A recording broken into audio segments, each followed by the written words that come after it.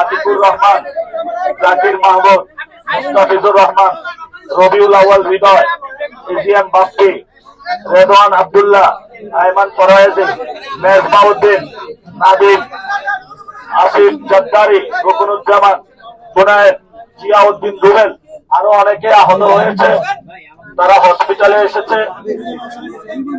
এবং হাবিবুল বাসার আমরা বলবো আজকে আমাদের এই পর্যন্ত আমরা 15 জনের তালিকা পেয়েছি, আর অনেকে হসপিটালে আছেন, তারা আসতেছে, আপনারা তাদের সাথে কথা বলবেন একটু দয়া করে। আমি আপনাদেরকে, এরা বৈধ ছাত্র সবাই ওইখানে, যারা হামলা করেছে তাদের নামও বললাম, যারা আহত হয়েছে তাদের নামও বললাম। আমরা এখন পর্যবেক্ষণ করব প্রশাসন কি ব্যবস্থা নেয়। আর বিকাল 4টায় আমাদের একটা বিক্ষোভ মিছিল রয়েছে।